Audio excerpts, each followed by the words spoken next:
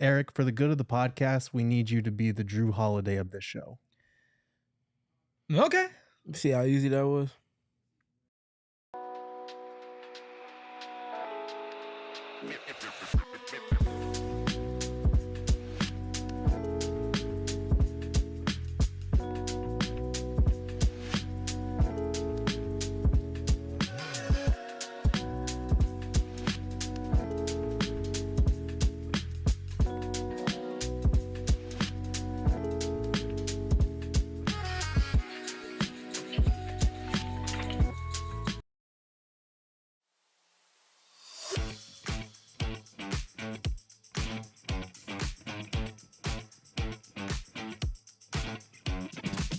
Psychos and sickos unite, and I won't ask the sickos to be psychos and the psychos to be sickos, because that would just be disrespectful. For another edition of the PHNX Suns show, of course, brought to you by our friends over at Bet365. Download the Bet365 app, use code PHNX365 when you sign up, and find out why, whatever the moment, it's never ordinary. Over at Bet365, I'm Eric, Steven, Gerald, Noah behind the Mac, making all of the magic happen, but of course, the most important people, all of you in the chat, so many of you already hitting that like button here on a Tuesday afternoon. Thank you all so much as we continue our off-season coverage and pick up the pieces post Mike Budenholzer firing. Of course, we will be talking about some infamous quotes from Bradley Beal when being asked to be Jrue Holiday. We also have a deep dive into, is Bob Myers really the best choice if James Jones does get replaced in the Phoenix Suns front office?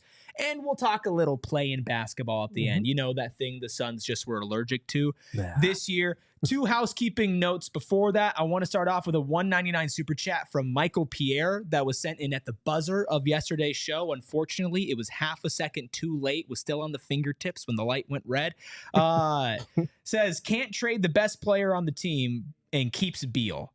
I think he was talking about James Jones with that, but I just want to make sure that was read. Thank you, Michael. And we also got reporting from Brian Windhorst earlier today that Devin Booker is eligible for a 2-year, $149.8 million extension this summer, and he is reporting the Phoenix Suns are expected to offer it. Gerald, no surprise considering what you've been reporting over the last couple of months. Yeah, me and ESPN and everybody else involved, and Devin Booker himself publicly saying these things like, Devin Booker doesn't want to leave the Suns. The Suns are not trading Devin Booker. Pretty much everything else is on the table except for Devin Booker. So it's not surprising that with him being extension eligible this summer, that this probably gets done. It's a chance for the Suns to kind of reaffirm, we know that this iteration hasn't worked out. We know that lots of changes are coming, but we want you to understand that you are the focal point of what we are building. There's no better way to do that than putting your literal money where your mouth is. It's much earned, much deserved. I know it isn't officially signed yet, but it's inevitable, it seems. I think this is a good bit of business in an offseason that's going to have a ton, and I mean a ton of changes. At least there's one mainstay, and that mainstay being the franchise player. Yeah, I'm all for this. You've all heard from me. I'm in on keeping Devin Booker. I do not want Devin Booker to be traded.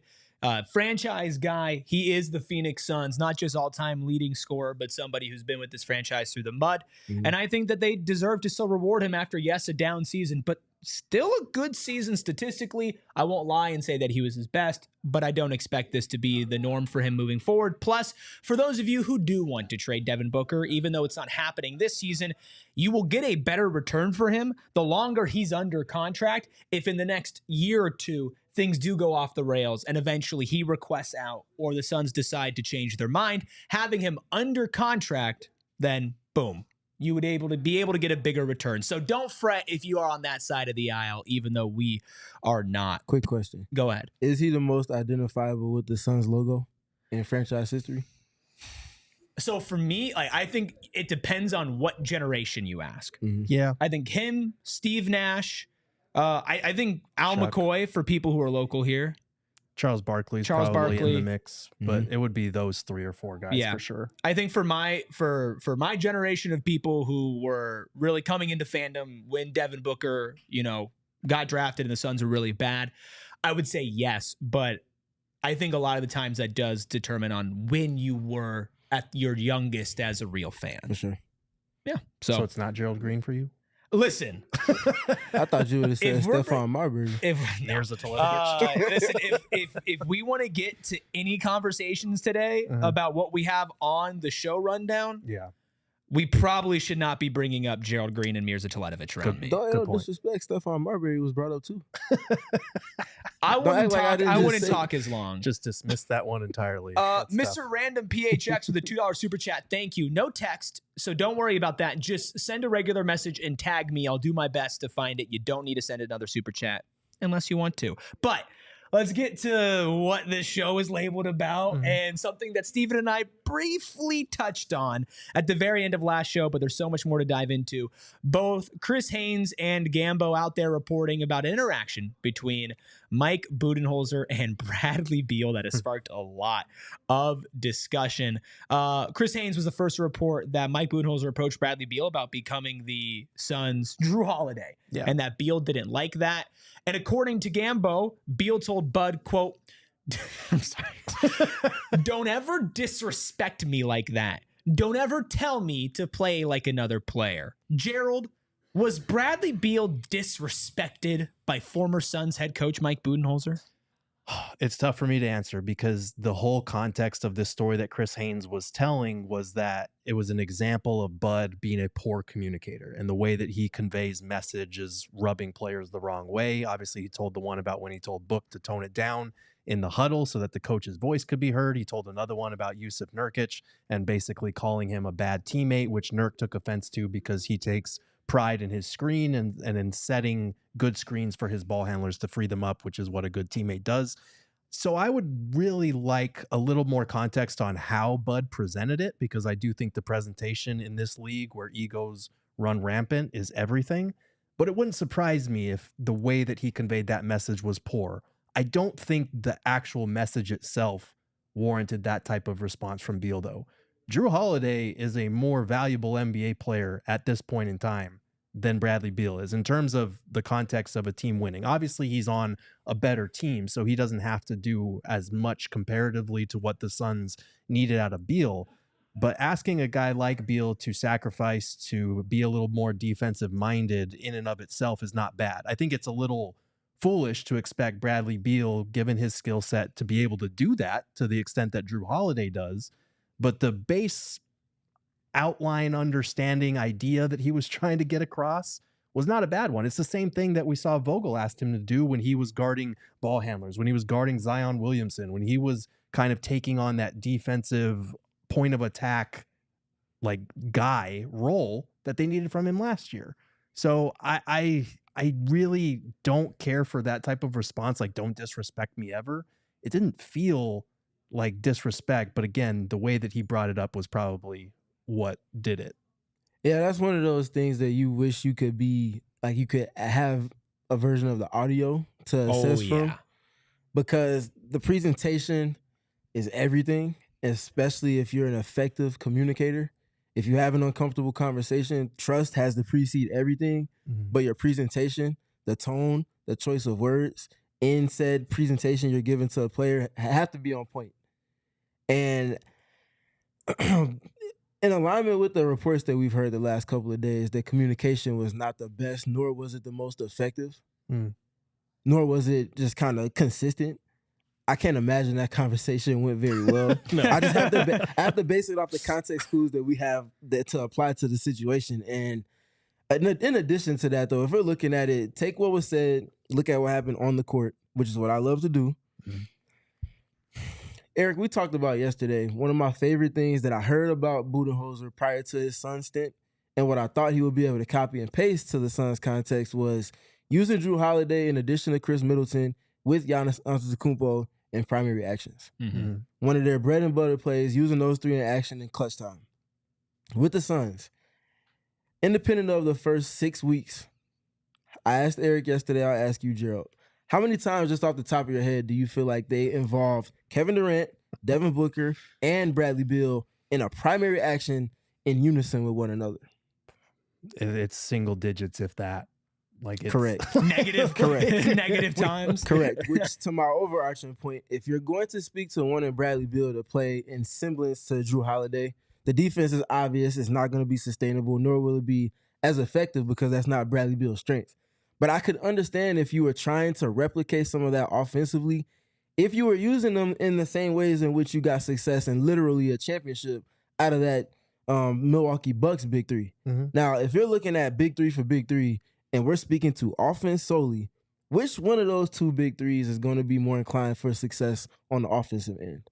It should be the Suns. It should be the Suns. But it was so not. Looking at that template, if you're imagining them running these three-player actions with those three, basically in an evolved version of what they had with Milwaukee, you would imagine there would be sustained success from that. Mm-hmm.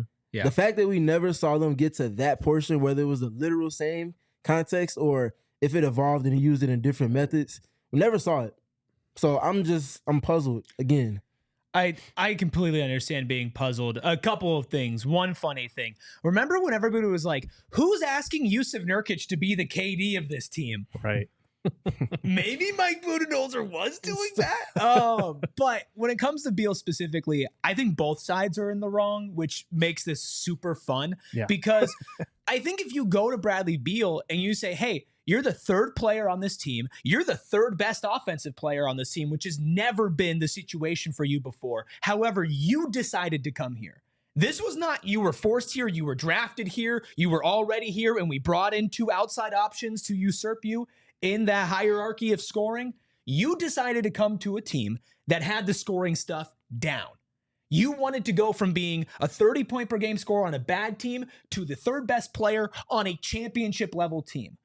You don't do that as a scorer only. Mm-hmm. You just don't. So if you're going to commit to coming here and the coach goes to you and says, I need you to focus on defense. I need you to be better on that end. I'm going to have to put you in positions that we rely on you to do that for your more of a plug and play piece on offense and a primary piece on defense than you've ever been in your career.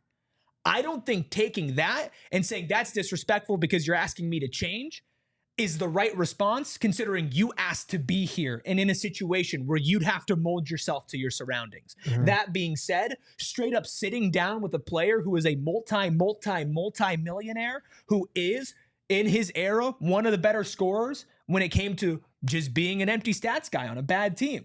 When you look back at the numbers, he is still one of the best scorers of that run when he was on the Wizards in the league. And saying, you need to be a different player, I can see how that would be disrespectful. Like, Gerald, you're a great writer, but if I sat down next to you and said, you need to be blank, blank, blank, instead, completely disregarding what you did well, it'd be like, okay, what the hell are you doing?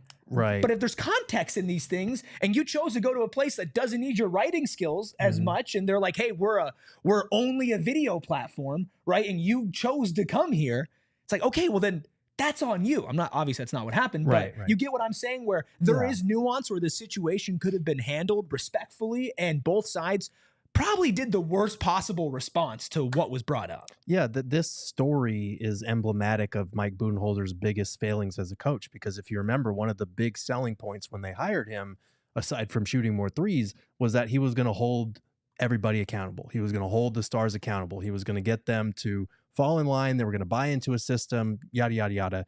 That never happened. And now you're looking at a situation where the right message is trying to be conveyed, but it's being conveyed so poorly in a way that it's demanding accountability instead of earning it. It's demanding trust and respect for authority without actually showing why that's important. Mm-hmm. And the best coaches in the NBA can get that from their players without it being such an old school hard ass approach. And I think that's probably what rubbed Beal the wrong way and bothered a lot of these players in the way that he would communicate these things. And it's kind of telling the way that Jrue Holiday, I mean, he was a class act when he was actually asked about these comments and the way that he responded, but you could hear there was a little bit of doubt in regards to what Budenholzer was getting at there, because I think in his mind, as someone who played for Bud for a while, he was probably thinking, man, what was he trying to say there? So what he said was, I guess I have nothing to say because this is the first time I'm hearing about it. I think me and Brad are different players. And I also don't know what he meant by saying that, but we are different players. Brad's an elite scorer and he's had somewhat of an off year. So I just feel like things are different. It's tough to go from where he was somewhere like in Washington and then kind of experience the experience that he's going through. I just don't know why people got to bring me into it. Let me do me, go out here and try and win as many rings as I can. And I think that is probably that's a perfect segue to my overarching point, which is if you're going to buy into a third fiddle of a big three construct, you have to be the most sacrificial player on the roster. Your role is not going to be the same on a night-to-night basis, yet alone if you get to the playoffs on a series-by-series basis. Ask Chris Bosh. Ask Kevin Love. Those two players were asked to come in and play a specific role, especially with Chris Bosh. They tried to do it their same way that they played their entire careers, and it did not work. It did not work that first year. So what happens that second year? Erik Spoelstra goes on a crazy binge offseason-wise to find non-traditional ways to feature him, but he comes back, and because of the trust and the buy-in from Chris Bosh, because of the ways in which Erik Spoelstra went about his job prior to then, he can have this tough conversation like, hey, Chris, you might get 15 on some nights. Some nights we might only need 5 points from you. But if you can play a specific role on offense as well as on defense, space the floor. I know we know you don't usually shoot threes to that extent. Space it for us. You might take 4, you might take 5, you might take 1. But just you being in this space versus being around the block where you're comfortable is going to help the team ecosystem. And then defensively, bring what you do in a more evolved manner as well. You have to be able to acquiesce to those things if you're going to be the third fiddle of a big three. Otherwise, the entire team construct is thrown out of whack. Period. Nobody forced him to come here. Period. It was literally his decision. He had all of the power, and out of all the teams, he could have gone to Milwaukee, right? He could have said, you know what? I want to go there. He could have stayed in Washington if he wanted to be the guy with the ball in his hands scoring all of the time. I do want to have a couple more minutes on this conversation before we transition over to looking at James Jones, Josh Bartelstein, and Bob Meyers as potential options as to who's going to be running the Phoenix Suns front office next season. But before we do that, let's hit our first break. It is impossible to survive Arizona without quality sunglasses, and it's impossible to define quality sunglasses without the first thing coming to your mind being Shady Rays, an independent sunglasses company that have crystal clear optics, durable frames, multiple different styles for whatever your style might be, and over 30,000 5-star reviews. If you're an outdoorsman, a skier, and a snowboarder, they have shades for you. If you just are going to drive around and are focused more on your style, they have shades just for you. And if they ever go missing or take an unexpected hit, don't sweat it. They have the most insane protection in all of eyewear. Every pair backed by a lost or broken replacement program. And if you don't love your shades, exchange them for a new pair or return worry-free within 30 days. There's no risk when you shop. Plus, you go to shadyrays.com and save 35% off polarized sunglasses with code PHNX. Over 300,000 people have rated Shady Rays 5 stars. So use code PHNX today at shadyrays.com. And you can save some money to maybe buy some Shady Rays by checking out Desert Financial Credit Union, dedicated to creating experiences and solutions to the community financially. And to show their commitment to that, they are still emphasized on still. They've been doing this for a long time, giving you $200 if you open up a free checking account online. Can somebody do the math on how many people would need to open up a free checking account to give the Suns the amount of money it would take to buy Bradley Beal out of his contract? That's a lot of math for the offseason. Oh, you can do it. If anybody can do it, Gerald can do it. If anybody can help you save your money, it's been Desert Financial, who's been around for more than 85 years, not just in the Valley, but in the Ruby family as well. Grandparents, parents, and myself have all used Desert Financial Credit Union, so it is a personal testament when I say open a free checking account online, get $200 in bonuses, get started by visiting desertfinancial.com/200. Appreciate all of you hanging out with us here on a Tuesday afternoon discussing Mike Budenholzer, Jrue Holiday, Bradley Beal, eventually getting into the front office. Like goal is going to be a nice 125 for today's show, so go ahead and smash that like button. You guys are already on your way there. I also want to read the follow-up to the super chat from Mr. Random PHX, who sent one earlier. That was blank. Thank you. Says, I love Book, but when are we going to hold him accountable? 10 years he has the stats and dedication. He just doesn't have the mentality other greats have had to build around. I don't know how to answer this, to be honest with you, because I do think there are valid criticisms of Devin Booker, not just the season that he just had, but in general, and whether there are understandable doubts that he can be the number one guy on a championship caliber team. We have also seen him be the number one guy on a team that went to the finals and got as close as this franchise has ever gotten. And I do think the whole, like, he's been here 10 years thing is unfair when the first 5 or 6 were basically wasted. Like, he had G League rosters for the first half of his career. So I can't look at it and say, like, a decade of failure, that's on Book. Like, the first 5 to 6 years of his career, he was playing with Tyler Ulis and all of these guys who are no longer in the league anymore. But you're right. There are some legitimate criticisms of Book. He needed to be better this year, and he's going to have to be a hell of a lot better next year, especially if the Suns do switch things up, trade Kevin Durant, and kind of rebuild around him. I think that's the beauty of the NBA. A lot of questions, a lot of ambiguity around things. One thing that's going to be provided going forward is clarity. And Devin Booker, in alignment with this extension to come, is also in alignment with the roster that's going to be more specifically built around his strengths, the things that he needs to be successful, and the things that will complement him and uplift the team offensively at least.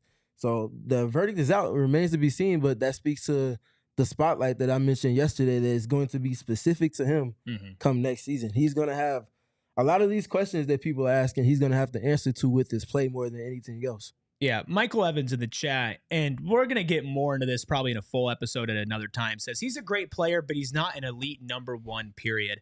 Steven, you and I had a brief discussion about this yesterday. How many players in the league can you say is a true elite number 1 on a championship winning team? Like, have the caliber of talent to be called that? And the caveat we had this conversation with was specific to present day, what they are in 2024-25.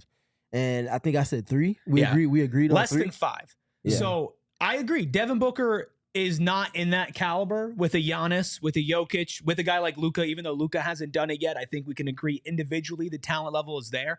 I agree with that. I think a lot of people then equate that to he sucks, trade him, why build around him? When I don't think that that's fair at all, considering that he's taken this franchise farther in the playoffs than any other player in franchise history. So we're going to get more into that at another point when we talk more about Devin Booker. I want to knock out this other super chat real quick before we put a bow on the Jrue Holiday stuff. This is a $9.99 super chat from Teddy, always consistent with the super chats. Thank you so much. This is coming off the news that the Pelicans are going to demand Joe Dumars, new president of basketball operations, to trade Zion Williamson. He said 3-way trade. Suns get Zion, Miami get KD, New Orleans get Rozier, Robinson, 2 Miami firsts. Suns won't get a better player than Zion or anyone close to him, and they would save $15 million. Gerald, an early trade machine Tuesday. Yeah, I would obviously like to check the math on that when I get a chance. On paper, assuming the math works, that is... I understand it's a high risk, high reward trade, like the utmost, like even more so than Bradley Beal, even more so than Kevin Durant. This would be the riskiest trade that you could possibly make. It would kind of lower the timeline a little bit for Book and what the Suns are trying to do if they were able to get Zion, and if they were able to get him healthy. Like, Zion is an all NBA caliber player when he's healthy. That last part is the part that concerns me. Yeah, it's tough because obviously on the court there's a natural connection there with the attention, the rim pressure, the free throws, and where he operates in comparison to Devin Booker. Yes, that makes a boatload of sense. Right. It's unfortunate though that on the court is not the only thing that you have to factor into this equation. But Zion, just as a prospect, yeah, I mean, any team would love to have a Zion on their roster. Yeah. And people forget, not this season, but the season before, Zion actually had a relatively healthy season, just got injured later in the year, but played a lot of games. It was right before the playoffs, right? Yep. Numbers-wise, that works. KD to the Heat, Zion to the Suns, Rozier and Duncan Robinson to the Pelicans does work. Are those numbers, has they updated their contracts for next year, though? I'll be honest with you, I don't know. Okay. Because I think it's still set on this current season, so I would need to look at their actual salaries, but if it works, again, I still have the same qualms about it. The Suns would be $15 million under what they would be able to take back. Okay. So it would be everybody is under what they would be allowed to take back, which doesn't make sense to me. But yeah. Anyway, we'll get more into trades. Don't worry, this entire offseason. Let's just put a lot of time on our hands to get to a lot. We do. Let's put a bow on the Beal Bud stuff. Fair or unfair? I know that we've kind of walked this middle ground. So Suns Digest says it has next year's contracts. Okay. So that's what I was using. Was you using Spot Track? Yeah, I think so. Or was it? I thought that was Fanspo. Oh, no, it is Fanspo. My bad. Anyway, we're going to move on from that. Unfair or fair of Mike Budenholzer to ask Bradley Beal to be Jrue Holiday? Little column A, little column B. I think it's unrealistic, but I do think it's fair to ask a player who's the third member of a big three to sacrifice and tweak his game a little bit to fit what the team needs. Fair for the template, but unfair for the demands on the defensive end if you're using Jrue Holiday as your example. Yeah. Yeah, I think unfair as in it's not the right fit for Bradley Beal. For sure. I think it's completely fair for a coach to approach the third star on a team and ask them to fill that role. Maybe unfair to say specific names, but I do think that he was fair to go to him and request for him to change his game to fit what the team needed. That's just my opinion. Let us know your opinion down below. Leave a like, drop a comment. So yesterday, Steven and I, when we were talking about who would be a good replacement for Mike Budenholzer, also said, hey, well, what about in the GM role as well? And on our breaking news pod, Gerald, we're like, what other moves do the Suns need to do? A lot of people, including Espo, including some of us here, think that James Jones would be next on the chopping block. And Bob Meyers is a name that has been brought up a lot as far as a potential replacement. So we're going to do a little thought exercise here on PHNX Suns, and we're going to break down the best and the worst moves of 3 different front office members: James Jones, Bob Meyers, and the Suns ever since Josh Bartelstein and Matt Ishbia came over. So James Jones, we cut off Gerald after or right before Matt Ishbia got here. Okay. So let's run through those first. You put these together. What were James Jones' best moves for the Phoenix Suns pre-Matt Ishbia? Yeah, so I'll include this with the caveat that like at the time, James Jones, Robert Sarver, who was doing what, there's that same type of confusion that we're getting now with the current front office setup. But I do think in James Jones's case, like the Chris Paul trade was a home run, turning Ricky Rubio, Kelly Oubre, Ty Jerome, and a protected first into Chris Paul was a huge win. I think in his time, very limited time here, he did enough to earn Ring of Honor selection, took him to the finals, 64 wins. Like that was the best 2 or 3 year period in Suns history in my estimation. Hiring Monty Williams, I know that went south. I know that Monty Williams' tenure with the Pistons kind of validated the Suns in firing him. But Monty Williams was one of the most successful coaches in this franchise's history. Coach of the year, brought him to the finals, 64 wins. Like he was legitimately good. And hiring him helped turn things around from how bad the first 5 or 6 years of Devin Booker's tenure had actually been. Trading down to draft Cam Johnson, and they also got Dario Saric out of that trade. I mean, that was a good trade, as much as at the time I thought they were crazy for passing on Jarrett Culver. I thought they were crazy for trading down and not taking Brandon Clark. Cam Johnson's turned out to be by far the better player of those 3, and they got Saric out of that deal. Then signing Ricky Rubio to a 3-year, $51 million deal. That was criticized at the time because of how much they gave up. But he was the first point guard that Devin Booker had in his career, and their first season was the 1920 season where they went 8-0 in the bubble. And Ricky Rubio was huge. Devin Booker still credits him for a lot of helping turn things around here. Signing Jay Crowder to a 3-year, $30 million deal. Again, this one worked out poorly in the end, at the tail end of things, but Jay Crowder was a tremendous role player here on 2 pivotal Suns teams. He brought a lot of the dog and the veteran leadership that the Suns have been lacking in recent seasons. And then I know that James Jones technically kind of maybe stumbled into this one, but Trevor Ariza, that 1-year, $15 million contract that was given, and the way that he played for those 2 months leading up to the first day that he was trade eligible was disgraceful. And being able to turn him into Kelly Oubre, who had a good season or 2 here, and then you were able to turn him into Chris Paul, that's a win in my book. I agree. I think there are a lot of good moves from James Jones. And also, we cut this off, of course, pre-Matt Ishbia. We don't know the level of involvement, but we can assume that he was involved in some of the moves we'll talk about when Josh Bartelstein has come here, which is drafting of Ryan Dunn, Oso Ighodaro, Toumani Camara. Even though the draft has been a touchy subject when it comes to James Jones and some of the things that he's said about it in his time here. Steven, do you feel like before we get to the bad that James Jones has done, you feel like maybe he's a little underrated as far as some of the good he's brought to this franchise? I feel like for every good move he made, there's almost an equal in terms of impacting the team negatively, whether it be a draft pick that should have been made Tyrese Halliburton. Or if there was something, something along the lines of that where you make the Chris Paul trade and then you have another opportunity to build off of that momentum that you just established. And no disrespect to Jalen Smith, who's actually in the play-in, not unlike the Suns, but high standard. Yeah, exactly. You see what I'm getting at. In the play. You see what I'm getting at. You have an opportunity to one-up yourself after you just did a basically league-altering move, and that's what you end up with. So what's something that could have potentially taken that 2021 championship run and got it across the finish line, now you have to settle for the almost part of that. And it feels like there's some cancellation with it all. Well, you mentioned the bad. Let's go ahead and get to the bad here right after our second break. How about that for a tease, huh? We like that?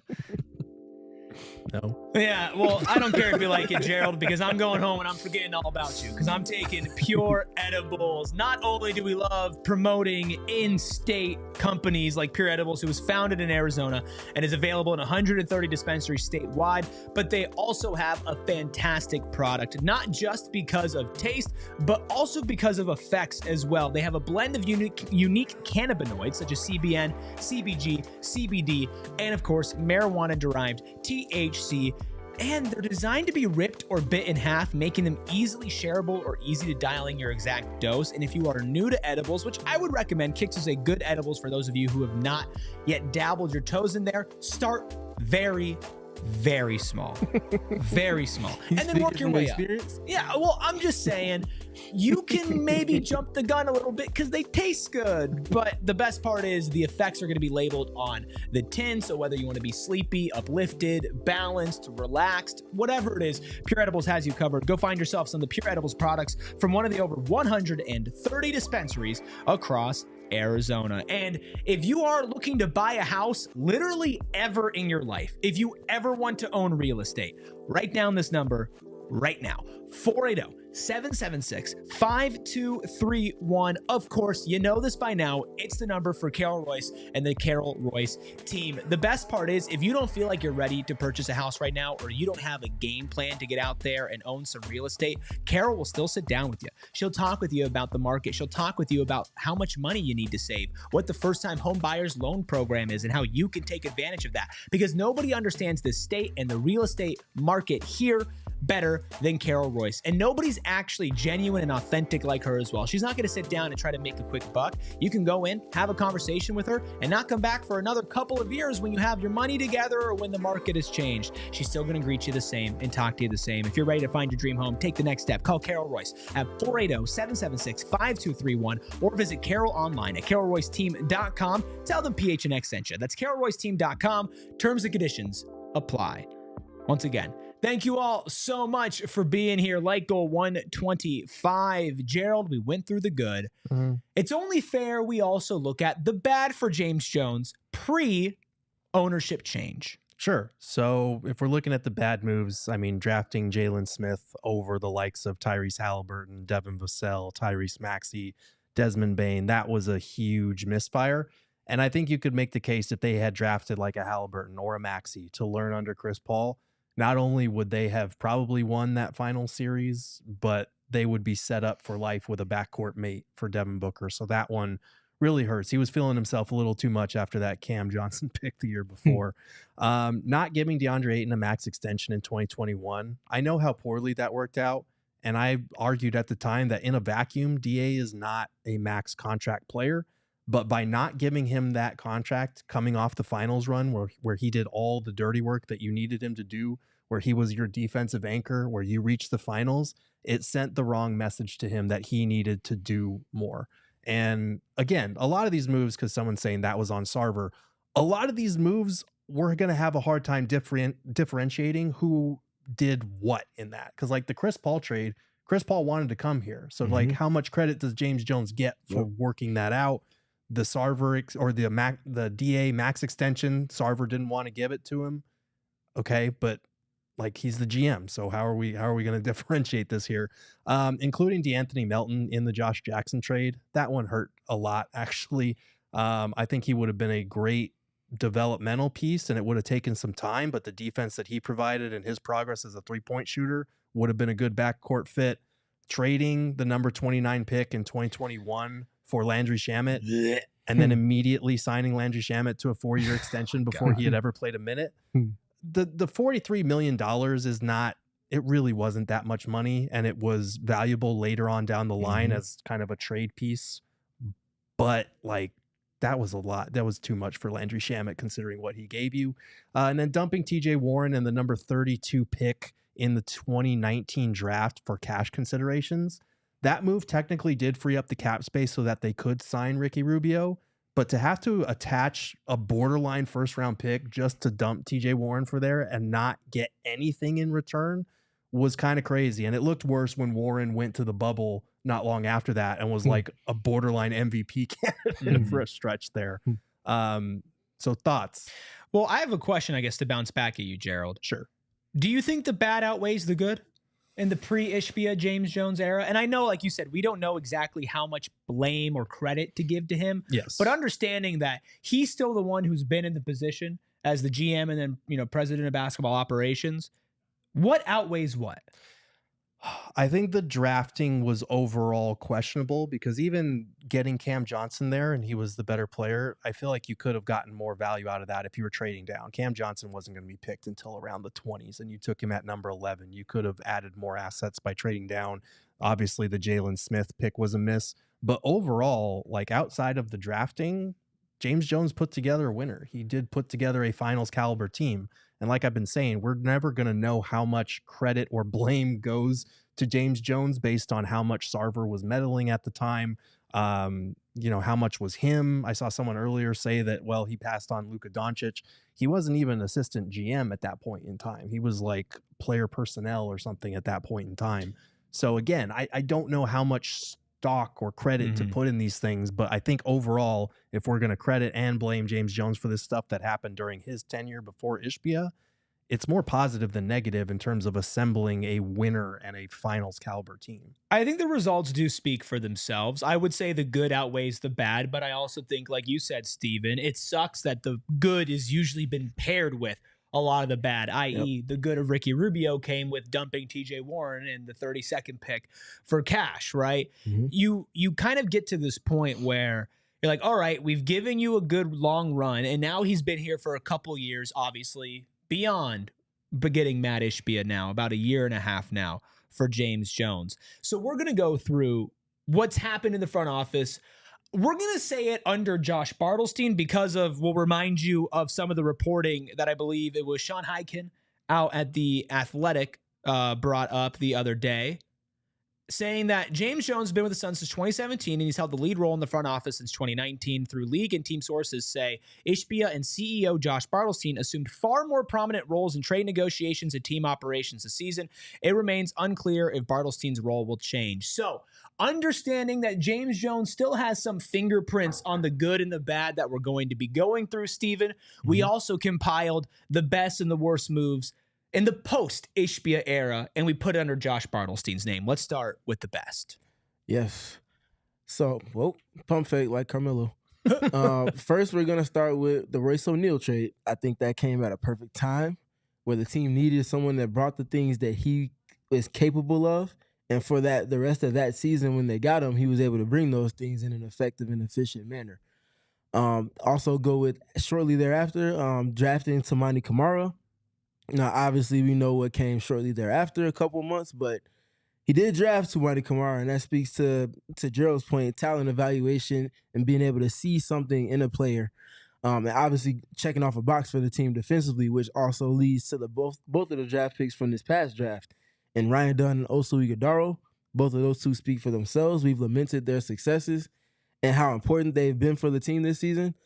Get next to the point, Grayson Allen and Royce O'Neal and their contract extensions. And we have asterisks at the end of those two because depending on what they do to potentially bring in more talent via transactions this upcoming summer, the grade is kind of pending on those. And then the last one to round things out is the Nick Richards trade. And I think everybody, including the chat, would agree that Nick Richards' presence was much needed and probably came a little later than they probably hoped for. Yeah, and I think it's worth noting that not all of these, but a lot of these come with some type of asterisk. Like the Royce O'Neal trade and the Royce O'Neal extension, it might depend on what they're able to trade him for or what he's able to do next season. Same thing with Grayson Allen. The Toumani Camara trade, we are giving credit for the talent evaluation, the draft evaluation side of things.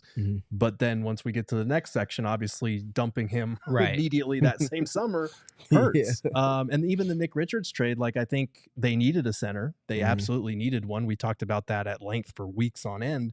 But at the same time, they got someone who we were like, okay, he's like a fringe starter. He's a bench guy. We're going to see if he's a starting caliber center. We found out that he's not. He's best suited as a backup big. So you basically traded Josh Okogie and was it 2 or 3 second-round picks? I think it was all 3 for a backup.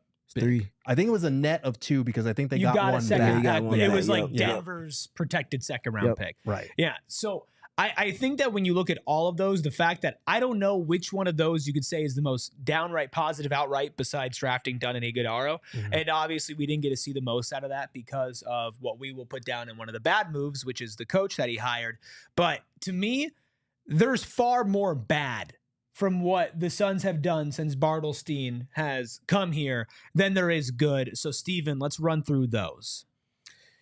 All right, well, start with the Micic and Martin trade, which, of course, the context, we don't know if either one of those two are going to be on the roster next season. And that's a solid bit of the gambit that puts this in the worst move scenario. And you gave up a first round pick. Gave up a first on top of that, yes. In addition to that, bringing in and firing both Frank Vogel and Mike Budenholzer all within one season, naturally, that's an immediate indictment on your track record. The campaign trade felt inexplicable. I don't know if y'all want to speak on that real quickly. They basically just dumped him for the cap space to be able to sign Bol. Yeah, it was the first move that was like, okay, they're trying to save a little money. Yeah, because that did save them money. Right. That was the first time it was like a cost-cutting move. I know for a fact at the time they didn't believe that campaign was the right fit for their roster. They were wrong on that. Yeah, they could have used him for sure. So not only on a money perspective, but on a player perspective, that was that one was the first thing in the Ishbia Bartelstein era that I sat back and I was like, I don't agree with that. Yeah. And then of course there's more, Steven. Yeah. I'm skipping the next one and I'll bring that one back at the end. We had the Beal trade. Yeah. And everyone in the chat has been talking about that since early on in it. And then the last one was the Aiden trade. So Sky Falcon says KD trade should be there too as an overpay. So technically, Josh Bartelstein had not been hired until April of the year that KD was traded for. KD, of course, traded for at the trade deadline in February of that year. So KD falls in between what we were talking about with James Jones and Josh Bartelstein. That one can kind of fall more under an Ishbia category if we are going to categorize that. And then there's one that you said you were going to skip over and bring up at the end. Very minimum signings. And that is something that I feel like we can speak in detail on. Maybe you all can explain why you felt like it was one of the worst moves. So it's tough because I think in the moment, and I remember in the moment because I was working on this show for both times that these things happened, right? Where you're like, oh, okay, like Metu, Keita Bates, Diop, Yuta Watanabe, like, okay, like you could see the pieces, right? Jordan Goodwin. We had Jordan Goodwin was in the trade with Beal. But you're like, okay, I get it. I see the vision. And then the same thing this past year, right? You're like, oh, okay, Tyus Jones, wow. That was way below value of what he was going to get. Mason Plumlee, a veteran center, not just Jrue Eubanks, who we're kind of banking on, right? Like, you're like, hey, I can see the vision. But at the end of the day, the product, Gerald, was bad. Yeah. And again, our expectations for vet minimum signing should be tempered. I know that I was big on the Keita Bates Diop pickup. I was big on Jrue Eubanks. I had so many Blazers people reaching out to me saying, you're going to love Jrue. Like he works really hard. He's going to be good. He's ready for an expanded role on a better team. That we know how that went. It did not go that way at all. I thought, again, I had been saying all last season, the Suns don't need a point guard. So when they brought in Tyus, I was like, okay, how's this going to work? But I understand the value proposition of it. To get a player like Tyus on a vet minimum in and of itself is good value. The fit just wasn't there. Like, to your point, they had so many decent value proposition pickups there that did not fit, that did not work. And so, again, vet minimum expectations always need to be tempered, but the fact that so many of them wound up not playing a significant role or being detrimental, that hurts a little bit. So that's the thing. And I'm not sitting here saying all the vet minimum signings need to be the best players on the court. Mm-hmm. None of them really fit. And they felt like they fit in the moment. And I will say I was wrong in the moment breaking down that. I remember saying, okay, Bates Diop is going to be great on this team. Oh, I liked Eric Gordon as a signing. Yeah, I right? did too. You know, Monte Morris. I was thrilled for Monte Morris. I thought Mason Plumlee was going to be fine too. And in a vacuum, some of those players performed at or slightly above a veteran minimum level. Yeah. But when constructing a team, you fail to find at least one or two right hits. And if you are going to be the guy who helps facilitate a Bradley Beal trade and a team that's going with a big three mindset as far as spending, you can't afford to not have a single veteran minimum contract really perform well and fit well on your team and still compete. We're not holding you to the standards of a mediocre team. We're holding you to the standard of a championship team. And that's why I think that's in the failures. So I was the one that felt like it should have been on the positive side. And it's because of the lens they were looking at these transactions taking place from, especially considering the timing in which they happened. For all of the players we're mentioning, Watanabe, Keita Bates Diop, and Jrue Eubanks specifically, you can throw Tyus Jones in there as well if you want to. Did the team context fit for the player that they were bringing in? Just kind of yes or no's? And for some of them, yeah. Okay. Was the fit in terms of a role for these players available for the roster at the time? Not always. Again, I think that you could talk yourself into it, but like Gerald said, I don't think it was clear cut. And was there opportunity, just generally speaking, for a niche to be carved out on each of those rosters? Definitely an opportunity. So if we're looking, so this is the lens that I'm assessing these things through. If those three things, or two out of those three at worst, was a yes when these players were signed, and you add the constraints of the roster they're working with, the money they have available, and the pool of talent that they can draw from, if you didn't pick those players, who else would you have had in their place to play that same role in that context and fit to the roster the ways in which they attempted to have those players do? Yeah. And it's not to play like contrarian, but I'm just saying you can't just say they were negative for me personally because they didn't pan out. You got to shoot a shot. You got to fill out the roster, and you have to do so with players that are going to serve a specific need both for the coach and to play complementary style of basketball to your best players. And as a template, looking at the rosters independent of those players when they signed them, it made a ton of sense for context, fit, and opportunity. And for those reasons, I feel like those were positives. Now, if we're assessing the results from that, obviously that's a negative. And that's kind of where I come from, right? I'll be the first to admit I was thrilled with the Bradley Beal trade when it happened. I thought that it was good, right? I'm not anymore because we saw what happened. I agreed with you. In the moment, I felt like all of these signings were good. I was on our Breaking News Tyus Jones podcast, one of the first times that I was fully on air for the show, and I was thrilled. I was wrong. It's not that I couldn't see where he was coming from, but these guys get judged based off of results. Yes. And I feel like this isn't the first time we'll be diving into this specifically, but we went through James Jones. We went through Josh Bartelstein. There's a name that's always been floated as far as a replacement, and that's Bob Meyers. But is he overrated? We're going to answer that on the other side of our final break. Noah in the chat says, what's up, Eric Ruby? Hey, what's up with you? Are you coming to the PHNX Cardinals draft party at Gila River Resorts and Casinos at Wild Horse Pass on April 24th? Because if you're not, you're missing out. Your $99 ticket includes entrance to the Upper Deck Bar and Grill at Wild Horse Pass, plus, of course, entrance to the PHNX Cardinals live show, all-you-can-eat dinner buffet from 5 to 7 p.m., drink tickets for those 21 and over, and, of course, raffle tickets for great giveaways. Plus, if you are a diehard, you don't even have to pay full price. It's 20% off. Plus, we have a diehard sale right now on gophnx.com. But Gila River Resorts and Casinos does more than just host our wonderful watch parties and draft parties. You can go for a weekend and a staycation, a fun night out with friends, or a fun night out away from friends and away from family. Just you and the craps table, you trying to make some money. Listen, Gila River Resorts and Casinos just has one thing that you need to do. You do you. At Gila River Resorts and Casinos, visit playatgila.com for more details. Go to gophnx.com/events for more details on our draft party. And big news from David Kimberly, president of America's most awarded Ford dealership, Sanderson Ford. Ford just announced From America, for America employee pricing. Now you pay what he pays on the full lineup of new Fords with no hassle, no pressure, no nonsense, and no added markups. Employee pricing levels the playing field for Ford dealers as everyone gets the same price. However, other dealers will still add addendums and add-ons. Sanderson Ford is promising you they will not do that. Choose Sanderson because they have an inventory and a 70-year reputation of treating you right. Ford is undeniably the most America-first automaker in the world.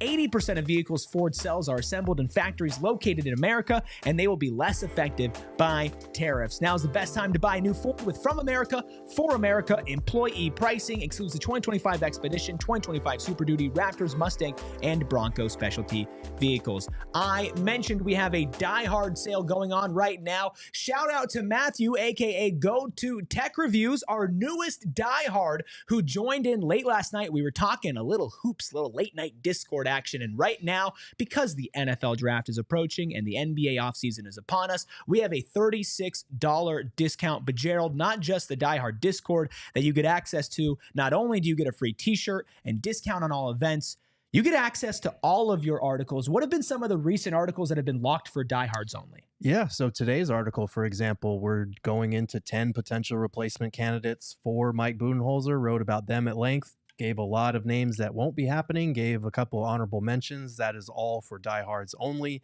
And I'll be honest with you, a lot of our off-season content is going to be for diehards only, so I would highly recommend you get on this sale while it lasts. $36 for the year. It's about $3 a month for all of the Suns coverage that you could ask for, and there will be plenty of it because we know this offseason is going to be pretty busy. Yeah, we're going to have exclusive video content for diehards only. If you were a diehard during the season, we are posting some media availability for diehards only. We have pre-games during the season for the diehards, and of course, just Discord going back and forth. Plus, our shirts run you about $30, $35, so you're basically buying a t-shirt and getting a free diehard membership, or buying a diehard membership and getting a free t-shirt. Just spend that $36. Go phnx.com/join. Well, will Bob Meyers join the Suns? That's a question that a lot of Suns fans have been asking, and honestly, a result a lot of them have been asking for. But the question is Bob Meyers overrated? Just like we did with the other front office people, we have compiled his best and his worst moves. So let's start off with the best moves from his over decade-long stint there in Golden State. Hiring Steve Kerr. Nailed that one. And if you remember, Steve had a couple of options. I believe it was the Knicks and the Warriors. You're replacing a well-liked coach from Steph Curry's perspective and a successful coach before Kerr. You hire him, you nail that, you go on, and you start the dynasty. Arguably the second greatest second-round pick of all time behind Nikola Jokic in drafting Draymond Green in the second round of the 2012 draft. Mind you, 7th overall in that same draft, Harrison Barnes. Not as great of a value, but still a key part to a very successful team. Of course, signing Kevin Durant in that infamous offseason. The sign and trade for Andre Iguodala, in which he had to trade away some pretty undesirable contracts and 4 picks in order to clear the way for a sign and trade with Andre Iguodala, who ended up being a finals MVP for them. Signing Steph Curry to a $44 million extension after his rookie contract, when his future in his career was on the line due to various ankle injuries and ankle surgeries. However, signing Steph to that contract actually opened the way for them to be able to sign KD in the 2016 offseason by having a lot of cap space and Curry overperforming for the number that he signed them on. And this one, I think some fans will debate on, but turning KD leaving into getting D'Angelo Russell, and then D'Angelo Russell eventually turning into Andrew Wiggins and Jonathan Kuminga. Now, you can argue with Kuminga, which I will, in the worst moves, that there was a better pick there. However, Andrew Wiggins was one of the better players on their finals team, made an all-star game, so you turned Kevin Durant going to another team into an all-star and a key cog to your next championship. How do we feel about the positives? Clearly the best positives that we've seen out of any of these candidates so far. Yes. I mean, yes. I see people saying in the chat, like, he didn't do anything. He did. He won championships. Like, we can't just ignore that. Like, obviously, he wasn't the one that drafted Steph. I think Steph got there 2 years before he took the job. But that injury to Steph and the contract they were able to sign him to as a result is what opened up the door for a dynasty, basically. Yep. And the fact that they were able to win championships beyond just the Kevin Durant era, before it and after it, on top of that, that speaks to good drafting, that speaks to good trades and maneuvering. Obviously, Kevin Durant, like, he had his pick of the litter. That was kind of, he chose where he wanted to go. Bob Myers is going to get credit for that, even though we don't know how much actual of an active role he played in that. I would give Draymond probably as much credit as anyone for that. But like, these are winning moves. This is what it looks like to win multiple championships in the NBA. You have to get moves like that right. Mm-hmm. So he does deserve credit for like drafting Draymond, like you said, one of the greatest second round picks of all time. The people that are saying that he didn't do this and didn't do that and he's overrated this and that, look at the levels that he's hitting with these decisions that he made. Mm-hmm. Draymond Green, second round pick, one of the best, arguably the best second round pick in the history of the NBA. That's a role player, one of the most elite level role players ever. And you saw that in him when everyone else said, no, we're good. Literally everybody else said we're good. Kevin Durant, obviously, yes, you have a chance to get him. You have to make sure you're able to make that happen, but yes. And then another one, the biggest one for me, Andre Iguodala. Yeah. They don't win any of those championships without Andre Iguodala. Mm-hmm. He'll say that. Everybody that spent time on that roster, in the front office, on the coaching staff, all lament that. There was a moment where they almost lost him to the Houston Rockets in 2017. Right after they got Chris Paul, they went on the phone and they were like, okay, who are we going to get next? PJ Tucker, Iguodala. Iguodala's on a flight to Houston, ends up getting a call back from Bob Myers and company, and they end up being able to push that deal across the finish line. Little things like that. And then they end up getting another championship that same season. They actually beat the Rockets to get to the finals, and then they go and close the door again after that. You have to have a certain lens that you're looking at the game through, and you have to be able to see things in like 3, 4, 5 times before everyone else to make those decisions and hit on them the ways in which he did. You can call it luck, but when that's your job and you have multiple instances of seeing talent and seeing the future with that within your team context and drafting to the needs of your head coach as well, that's what you want. Those are the boxes you want checked off. Saul with a good point in the chat as well. Thanks for joining us, Saul. Says Jordan Poole was also very influential and impactful in that championship run, of course, after the dynasty run. So you could put that in there as well. And I mean, it's not his fault that Draymond punched Poole and then they had to go from there. And I am not going to sit here and tell you that Bob Myers did not do anything or didn't construct one of the greatest dynasties in NBA history, because he did. However, he is not without his faults, and the faults have come a lot more recently than a lot of that success. So I think it's only fair that we show that as well. So let's go ahead and take a look at Bob Myers' worst moves as general manager and president of basketball operations for the Golden State Warriors. Drafting Damian Jones over Malcolm Brogdon, Zubac, and George Niang. The Kelly Oubre Jr. trade, where they only got 1 year for Kelly Oubre of low production and low value in the season where they got bumped out of the play-in. This is the big one. The year where you were down because of a Steph Curry injury, coming off of, hey, we just had a great run. We're trying to revive this, trying to prolong Steph Curry's prime. You waste the second overall pick on James Wiseman. And then you also pick Moses Moody over Trey Murphy III. So a lot of these are draft misses, plus drafting Jonathan Kuminga over Franz Wagner and drafting Jacob Evans over, get this, Jalen Brunson, Gary Trent Jr., Bruce Brown, Jared Vanderbilt, Mitchell Robinson, DeAnthony Melton, Javon Carter, and Devontae Graham. A lot of draft misses. Now, mind you, not a lot of trade misses, really only the Kelly Oubre Jr. trade. So if this is a team in the Phoenix Suns that doesn't want to go full rebuild and go into the draft, maybe that's not a concern. But what comes to mind when you guys see all of the faults, and right before you answer, if you are watching on TV, the party always continues over on GoPHNX.com. But that means it's time for overtime, baby. Everybody's thoughts on the bad that goes along with the Bob Myers good. I mean, I feel like obviously the recent draft history isn't great there. And I think if you're a Suns fan that's wanting the front office to make changes, it's worth noting that the recent draft history has been more in favor of Jones or Bartelstein or whoever you want to give credit for that too. But at the same time, like, this is minor in terms of the way that they were able to draft when the dynasty was still alive and well, because we didn't even include like Kevon Looney, who was a key contributor, especially signing Sean Livingston. Mm-hmm. Like they were able to make moves on the fringes that didn't even make the cut for the graphic because we narrowed it down to 6 each. Mm-hmm. So like I don't get the idea that I understand that GMs are not going to get as much credit for the actual players or the coaches for winning, and that's the way that it is in the NBA.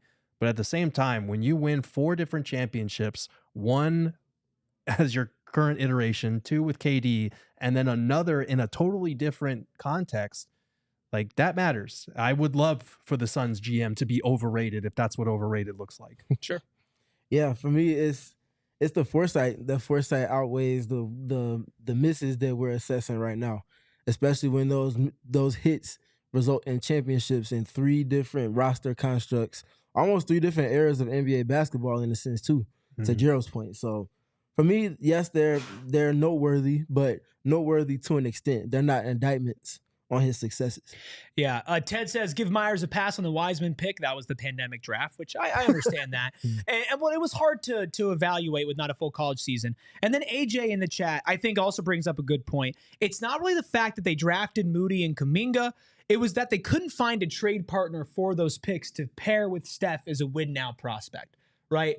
You are in the middle of trying to prolong Steph's prime. And like they did this season, where you trade for Jimmy Butler, a win now star, they were actively trying to trade those picks in order to get a player, and they just couldn't pull that off. Mm-hmm. I think, like you mentioned, Gerald, it's worth noting. I do think that it's on the resume, and it's something that if you hire Bob Myers and the Suns decide to try to get a lot of picks back for KD, you might be looking to flip those picks instead of using them, depending on who else is in the front office. But you can let us know your opinion. Is Bob Myers overrated, or is he the perfect fit for the Phoenix Suns? Drop a like and leave a comment down below. Real quick, Elko82 has asked a question in the chat saying, we're just listing the moves made or the moves not made and assessing things off of that. What is he actually bringing? And that's the point that I'm getting to. With the successes, all of those successes show an attention to detail at the specific time of the decisions that are being made in respect to the team that's being built that ultimately leads to winning multiple championships and being the most dominant team since the Chicago Bulls in the mid-90s. Mm-hmm. That, first of all, is in and of itself says everything. Number 2, having a vision for a roster, having an ability to execute an alignment with that vision to put the team in position to be sustainably successful. And then the last big one is a proof of concept. You have multiple clear recent options that you can choose from where you saw, okay, he did this, that, and the third, and the team got there. He did this, that, and the third, and the team got there again. He did this, that, and the third, and the team got there again. In multiple iterations, multiple contexts of the roster, obviously built around Draymond Green, Steph Curry, and Klay Thompson.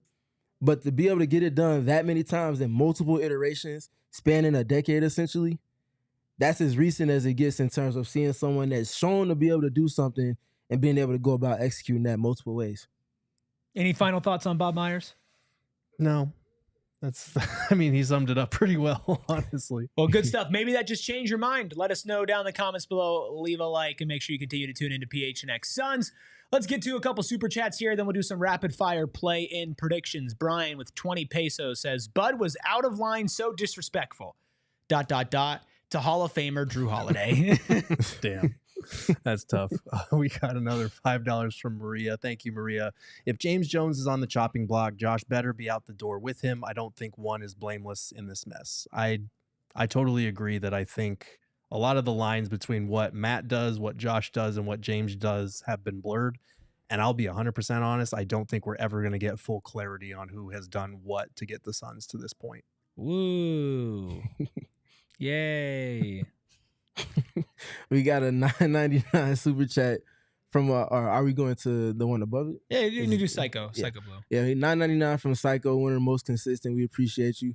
Basketball Cthulhu thinks it's better to coach someone to be better or to be the best version of themselves rather than turn them into someone else. See? And then you got the dots, and it's Monty coaching Ivy versus Big coaching Ivy. I do get that. I understand that you want to get the best out of somebody. And like I said, maybe approaching him and saying you need to beat Jrue Holiday is something that you shouldn't have done. But I don't think that it's a problem at all telling the third best player on a contending team that he needs to focus more on defense. Yeah, I would agree with that. We got another $5 one from Maria. Thank you, Maria. They aren't finding the right coach for the teams they are constructing and vice versa. Yep. And that's what I spoke to yesterday. Mm-hmm. You have to undo whatever that process, that system that you were going off of, and completely throw that to the trash because you have not gotten even close to the results that this roster or the tax bill has suggested. Yeah. Any other final thoughts before we do some rapid fire play-in predictions? Let's do it. Talk about the GM, the other alternative. You want to throw options? out a couple names that we could watch maybe outside of Bob Myers? Yeah, the biggest one that I would point out is Nazir Muhammad. Should be a name that's somewhat relative to people that have been watching the league over the last decade. Former player, been with the Oklahoma City Thunder since I think 2017. He's been helping with their G League team, but also learning on a day-to-day basis underneath the person that everybody holds is the best GM in the league right now, and that's Sam Presti. And I think that if you're able to spend day-to-day time with someone that's that great at their job, you're going to learn things that are positive that can be copied and pasted to a new context. I imagine if the Suns are taking the risk on someone that does not have the proof of concept that Bob Myers has, that cachet, I imagine that Nazir is someone that strikes them as someone viable that they could have in that position for them. Thoughts on Nazir Muhammad? I like some fresh blood. I like some new blood in the coaching and in the front office. I don't know as much about obviously how great he would be, but I'm not opposed to it. No, me neither. Everything that you described sounds like something that the Suns would and should be interested in if it's not someone that's, more proven or a bigger name like that. So, and then the last one to follow that up, which is kind of like 1A and 1B, I think it's Mike Zarin or Zarin, one of those two. Forgive me on the pronunciation of the last name. He's been with Boston since I think 2005. So he's been there with everybody's favorite Danny Ainge, and he's seen the transition to Brad Stevens, and he's been able to learn under those particular guys for all of this time. It's been over 20 years at this point. I feel like you might know something fairly good about doing that job in particular if you spent time winning championships and being around that much greatness. And across so many different eras of basketball as well. You're usually good at changing your mind based off of what you see in front of you. And it should come with a modern lens that you're looking at the game through with those two in particular. Championships in multiple different eras, competing in basically every single era minus a brief stint there where they were drafting pretty high, but also they had the Brooklyn pick, so they weren't even that bad. David Griffin, anybody? I'm good, personally. I love Griff. I would need to see how much of a role he played in any of their recent drafting, because you look at some of their collection of young players, they've got a good collection of young players. How much did Griff play a role in that? And you look at the current state of the Pelicans, obviously injuries are a huge part of that, but they just haven't taken off like we kind of expected them to. He knows what it looks like. He knows what it doesn't look like. I think I've probably value that as much as anything else. If you're talking about someone that's supposed to be having a vision for a roster. So that being said, no, I'm good on Griff. I'm good on him as well. Respectfully. Teddy with a $4.99 super chat says, "Why would any coach or GM with options even take the Suns job on the Den Homies?"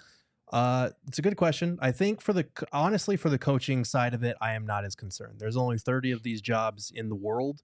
And I do think we see the coaching carousel turn round and round. And also, I think Mike Vigil of the Timeline said it best on Twitter. Like, you could wind up, even if you do terribly, you could wind up doing 1 year of work for 4 to 5 years of pay. So, like, sign me up for that. I think most coaches will be okay with that, even if it goes worst case scenario.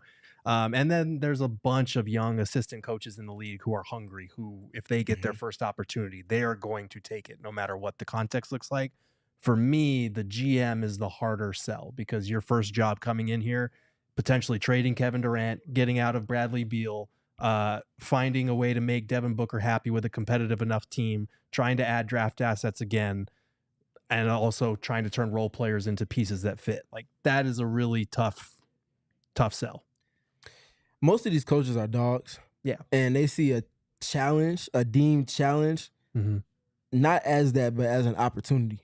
Yeah. Like, imagine it like, there's the what if it doesn't work, but what about if it does? And what that does for your career, what that does for your cachet, what that does for your stamp in the history of coaches, especially for teams that did not get the job done prior to you, and then them looking at you as a piece that could potentially bridge that gap going forward. Yeah. So that part for the coaches. And for the GMs, it's a little different, but similar context. there's a challenge to having a vision to be able to put the Rubik's Cube together after all of the colors have been distorted, which the Suns have been the last 2 seasons. What if you can just boom, boom, boom, get it done in 1 season or 2 seasons, and now they're back in the contending realm? What's that going to do for your long-term sustainability to have a job, whether it be with them or going to a potential next position? And as much instability as there is right now, or at least we don't know what's going to happen, you do know with the Devin Booker news, you are going to have one solid building block that's going to be consistent. And listen, we say this with players, people really like to live here. Yeah. A lot of people live here during the summer.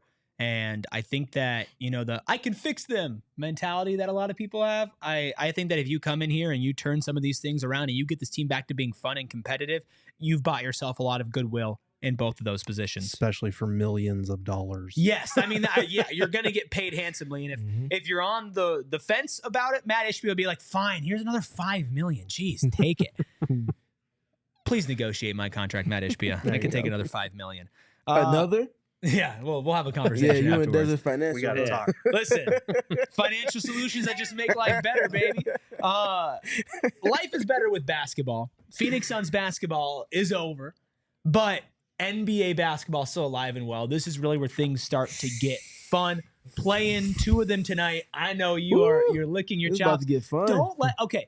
This is my earnest plea to people who just watch the Phoenix Suns. I totally get it that this is the team that you are interested in. Do yourself a favor and watch some basketball. Watch the play-in hoops. The win or go home is so much fun. Watch the playoffs. Try not to watch it with a Suns lens. We'll help you out with that. We'll tie everything together. Go enjoy some basketball. It's awesome.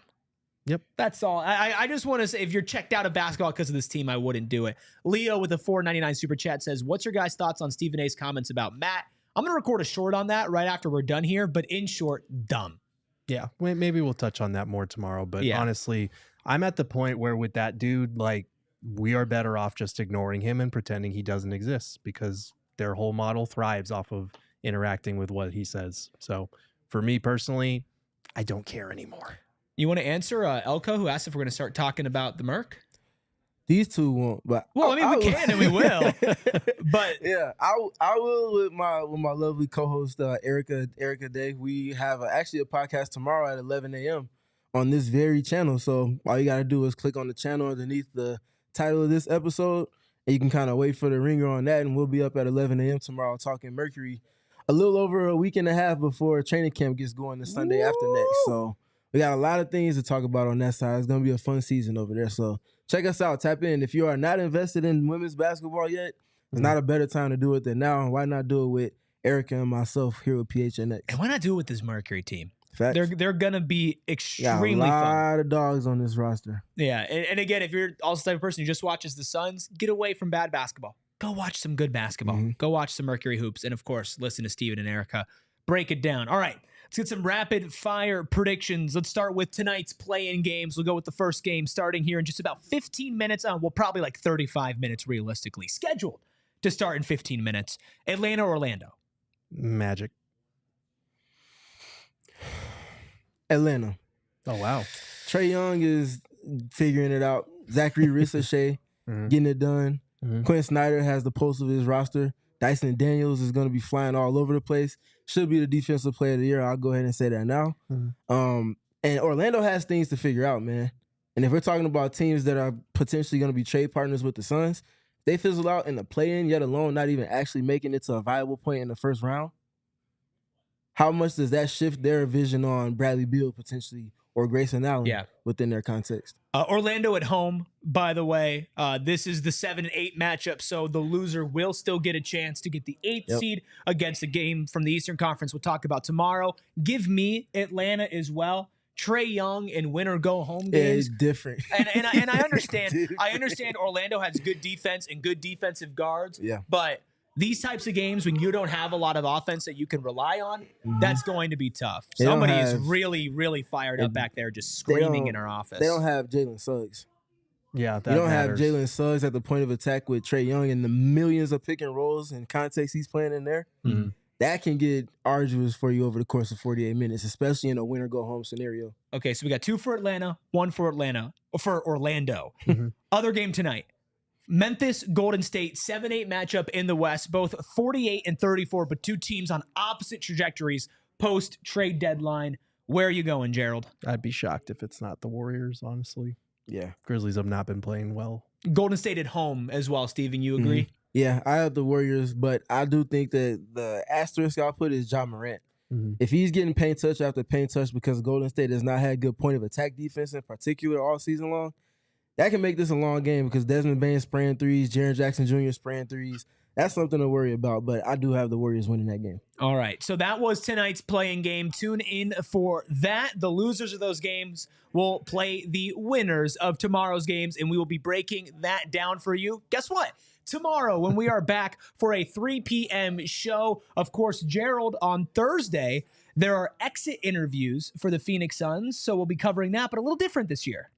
Yeah, we unfortunately were not able to get any players. I would have liked to hear from Kevin Durant one last time before he, enters this summer of uncertainty. But I think the timing of Mike Budenholzer being fired played a role in that. Normally, we would get at least a coach, which we have always gotten at least a coach and maybe either a player or a GM or somebody. But with everything up in the air, with Bud being fired on Monday, that didn't happen. So on Thursday, hopefully, we will hear from Ishbia and front office execs, depending on what that looks like. So we'll see. Are you working on the tough questions you're going to ask? I'm already in the gym, just Rocky montaging, composing. What the hell, Matt? My very difficult questions. Yep. All right. Well, we will be bringing coverage for you for that on Thursday. But, of course, we have tomorrow's 3 p.m. show. First, Steven will have a Mercury show. And we have so much more going on here at PHNX Sports right here on PHNX Sports YouTube. Hit that subscribe button. If you're on audio, rate us 5 stars. If you feel so inclined, we appreciate that greatly. And, of course, over on GoPHNX.com, we not only have our Die Hard sale, we not only have Gerald's lovely article on 10 potential names to replace Mike Budenholzer, but coverage of your Diamondbacks, Cardinals, Mercury, Sun Devils, Wildcats, Phoenix Rising, and so much more all over at GoPHNX.com. We'll talk to you guys 3 p.m. tomorrow. We all silly like the mayor.